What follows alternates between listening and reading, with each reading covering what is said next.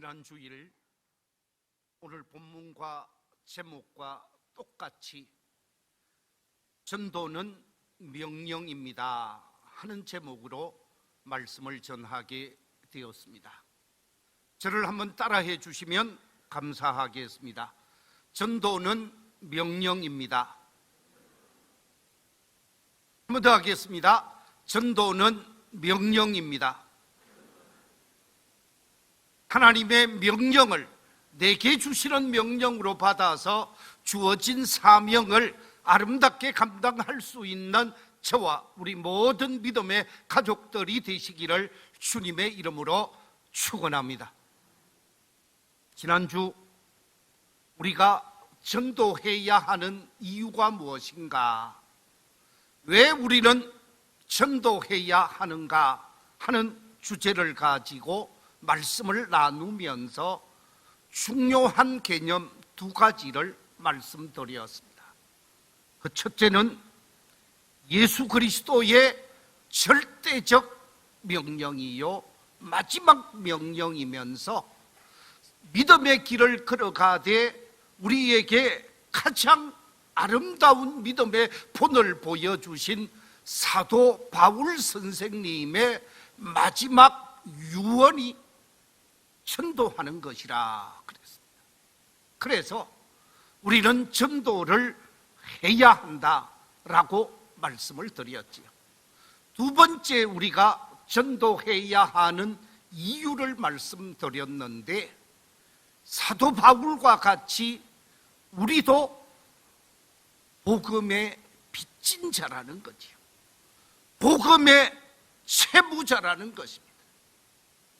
빚진 자의 심령이 되어서 사도 바울이 일평생 복음을 증거한 것처럼 우리도 복음의 빚진 자로서 주의 복음을 전하고 주의 복음을 나누게 되어지면서 생명을 살리고 생명을 구원하는 것이 빚진 자의 자세이기에 주의 복음을 증거해야만 한다라고 말씀을 드렸습니다.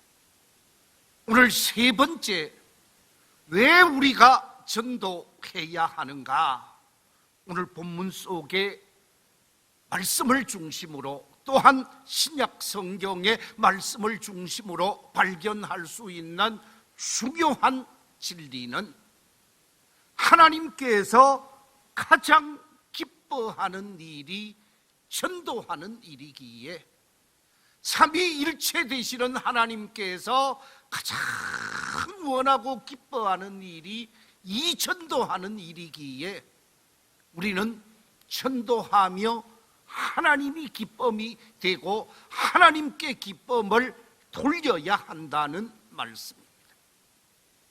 오늘 본문 1절과 2절 속에서 이렇게 말씀하고 있습니다. 하나님 앞과 살아있는 자와 죽은 자를 심판하실 그리스도 예수 앞에서 그가 나타나실 것과 그의 나라를 두고 엄히 명하노니 너는 말씀을 전파하라.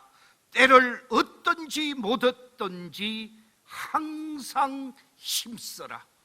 범사의 오래 참음과 가르침으로 경책하며 경계하며 권하라 그랬는데, 이 말씀 속에서 하나님 앞에서 엄히 명한다라고 말씀하고 있습니다. 뿐만 아니라 살아있는 자와 죽은 자를 심판하실 예수 그리스도 나라를 두고 엄히 명한다라고 말씀하고 있습니다.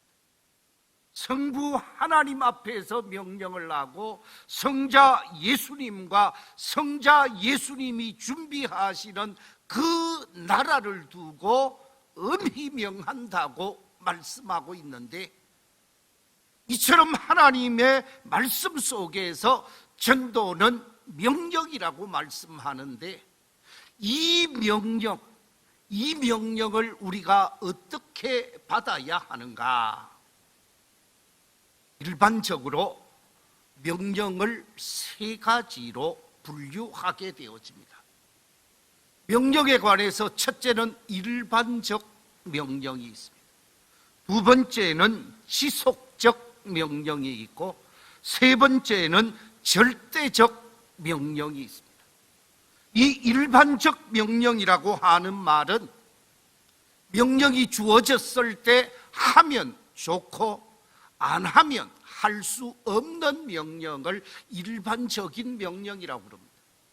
지속적인 명령이라고 하는 말은 해야 하고 반드시 지켜야 하는데 명령권자가 그만하라고 할 때까지 계속해서 하는 명령을 지속적인 명령이라고 그러죠. 절대적인 명령이라고 하는 말은 명령에 거부할 수 없는 명령, 자신의 생명을 걸고 반드시 준행해야만 하는 명령을 절대적인 명령이라고 말을 하고 있습니다.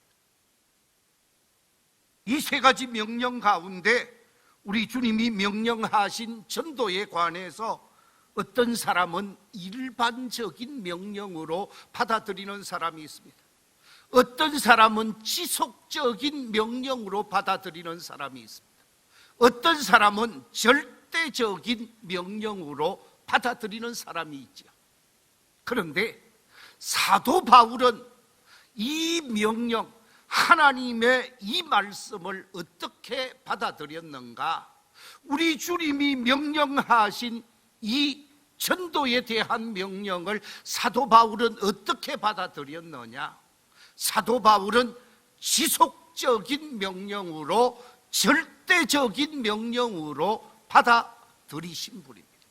그래서 지속적으로 전도하고 절대적인 사명으로 인식하면서 전도 사역을 감당한 사람이 바로 사도 바울입니다. 사도 바울은 고린도전서 9장 16절 속에서 이렇게 고백하고 있습니다. 내가 복음을 전할지라도 자랑할 것이 없으면 내가 부득불할림이라. 만일 복음을 전하지 아니하면 내게 화가 있을 것이로다.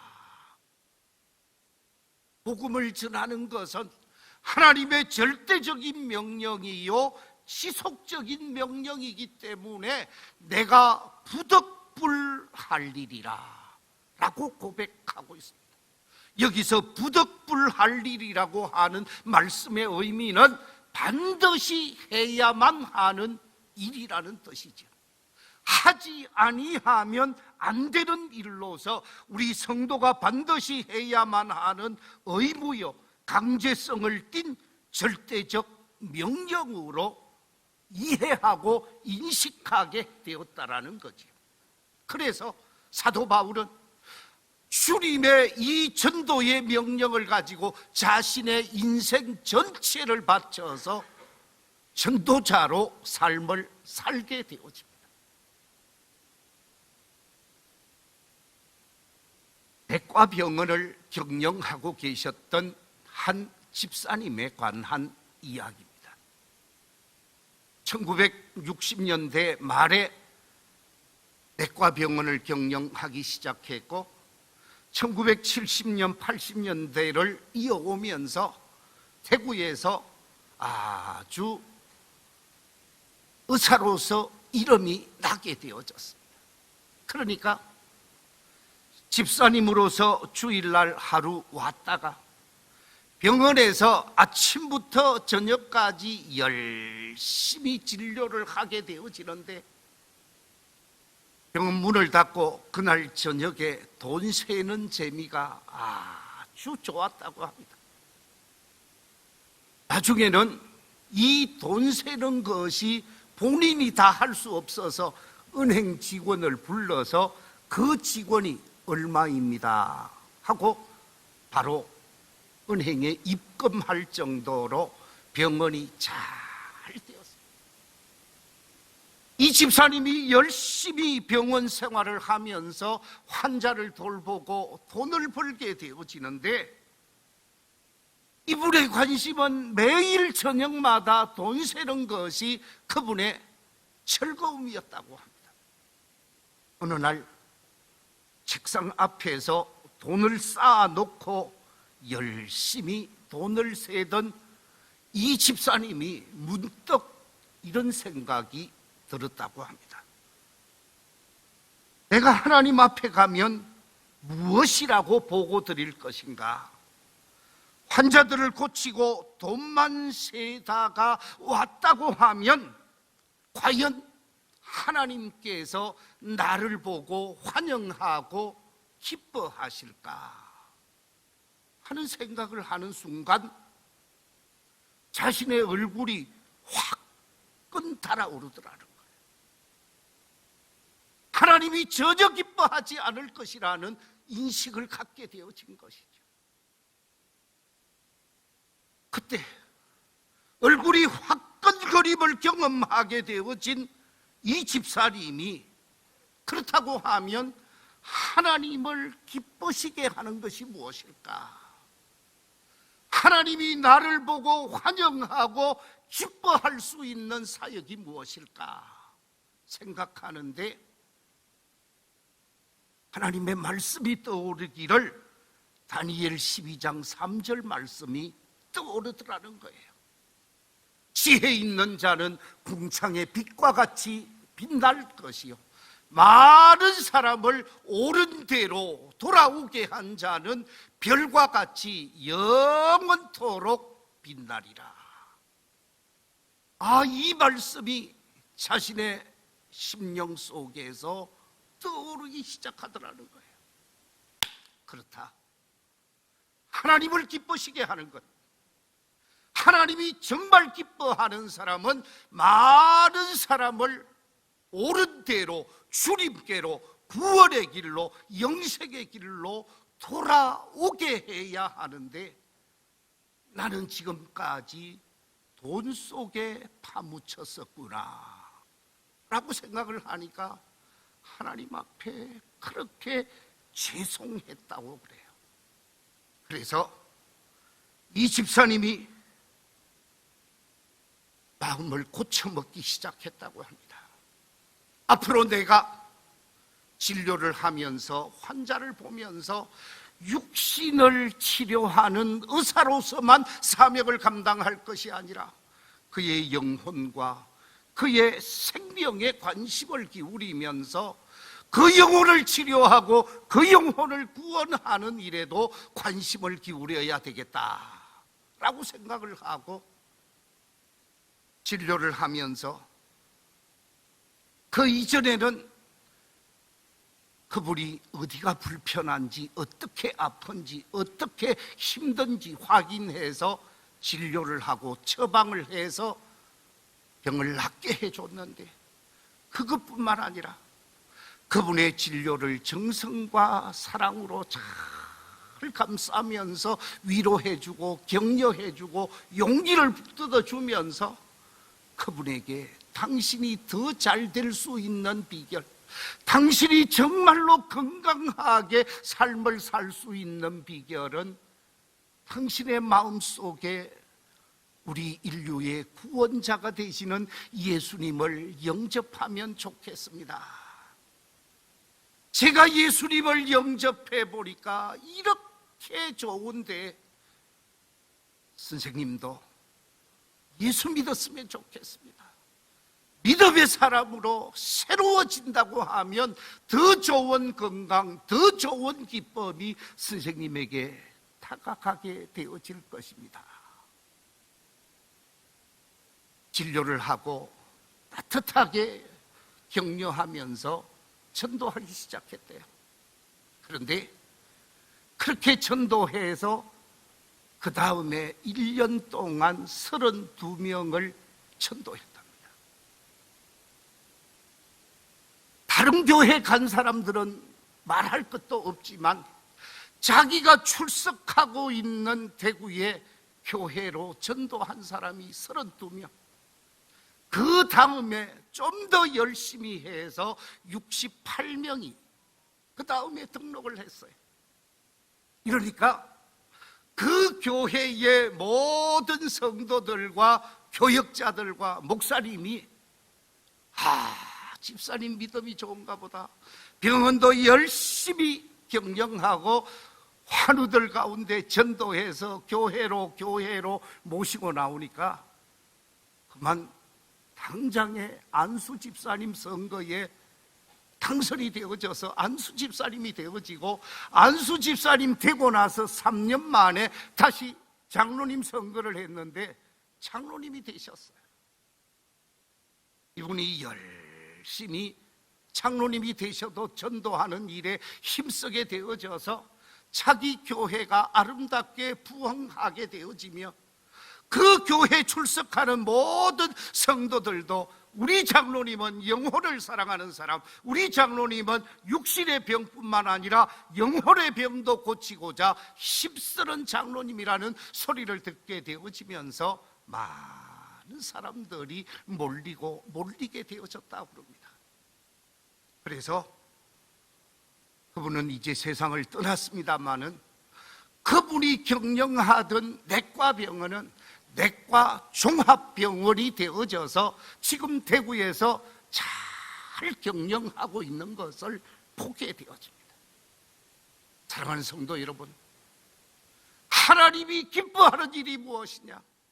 하나님께서 기뻐하는 일은 많은 사람을 우리 주님께로 돌아오게 하는 사람, 그 사람은 별과 같이 빛나게 할 사람이라고 말씀하고 있습니다. 그렇습니다. 하늘의 스타가 되어지면서 하나님을 기쁘시게 하는 사람은 하나님이 그를 영광스럽게 하실 뿐이라는 말씀입니다.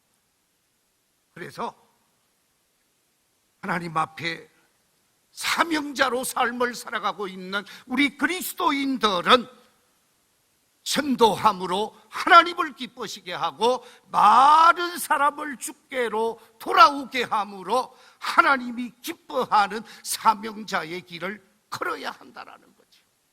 많은 사람은 아니라 할지라도 내 집 근처 다니면서 단 한 사람이라도, 아니 나의 형제와 나의 이웃과 나의 집안 속에 실족하여 넘어진 사람 한 사람이라도 주께로 인도하며 사명을 감당해야 하는 것이 먼저 믿는 우리 그리스도인들이 해야 할 일이요, 하나님이 기뻐하는 일이기에 힘쓰고 애써야 한다라는 말씀입니다. 전도하는 사람과 전도하지 않는 사람의 차이가 무엇일까? 왜 어떤 사람은 전도하게 되어지고 어떤 사람은 전혀 전도하지 않는 것일까? 그 차이 가운데 가장 중요한 차이는 관심의 차이입니다. 영혼에 대한 관심, 생명에 대한 관심이 있으면 전도할 수밖에 없습니다. 저 영혼이 멸망받아 죽을 수밖에 없는데, 저 영혼이 지옥에 떨어져서 심판당할 수밖에 없는데, 영원히 고통 속에 있을 그 영혼 생각하면 우리는 그냥 있을 수가 없다라는 거죠. 영혼에 대한 관심, 생명에 대한 관심이 있으면 주께로 구원의 길로, 영생의 길로 인도할 수밖에 없다라는 말씀이죠. 이 자리에 계신 우리 모든 성도들이 한 심령 영혼에 대한 관심을 기울이면서 그들을 주님께로 인도하고 그들을 구원케 하심으로 하나님이 기뻐하는 삶을 살고 그 심령을 복되게 하는 우리 하나님의 사람들이 다 되어야 하는 줄로 믿습니다. 오늘 본문 속에서 2절에서 이렇게 말씀하고 있습니다. 너는 말씀을 전파하라. 때를 얻든지 못 얻든지 항상 힘써라. 이 말씀은 시간이 있는 사람에게 전도하라는 말이 아닙니다. 시간이 많은 사람에게 전도하라는 말이 아니에요. 시간이 없는 사람, 시간을 쪼개어서 영혼에 대한 관심을 기울이면서 전도해야 할 것을, 그래서 주께로 인도해야 할 것을 말씀하고 있습니다. 이 가을은 아름다운 열매가 자신의 정체성을 드러내는 계절입니다. 감나무는 그 감나무 열매를 통해서 나는 감나무요 하고 말하고 있습니다. 배나무는 나는 배나무요 하고 탐스러운 배로 자신의 정체성을 드러내고 있습니다. 우리 밀양은 사과가 많이 나는 고장이죠. 사과가 많이 나는 고장. 얼마 전 사과나무 많이 있는 곳을 가보았습니다. 고개를 넘어서 온 천지가 사과나무인데 어떻게 사과나무를 알 수 있느냐? 열매가 나는 사과나무요 하고 자신의 열매를 통해서 자신의 정체성을 드러내고 있더라고요. 그렇습니다. 이 가을에 나는 성령의 사람이요, 나는 하나님의 사람이요, 나는 진리의 사람이요 하는 사실을 증명할 수 있는 길은 생명을 구원하고 생명을 살리는 이 생명 구원의 사건, 전도를 통해서 확인할 수 있다는 말씀이죠. 여러분, 전도라고 하는 말은 문자적으로는 명사입니다. 그러나 명사로 이해하고 인식하는 것으로 끝날 것이 아니라 전도를 명사로만 볼 것이 아니라 전도는 동사로 이해해야 한다는 것입니다. 동사로 움직이고 동사로 활동하고 동사로 생활 속에서 실천하게 되어질 때 전도의 생명력이 나타나고 전도의 역동성이 나타나면서 생명을 구원하게 되어지는 것이죠. 아이고, 나는 못해, 나는 해봤자 안 돼, 이 생각은 잘못이라는 거예요. 지난번에 제가 미국 야구 역사에서 전설적인 홈런 왕을 한번 소개한 적이 있습니다.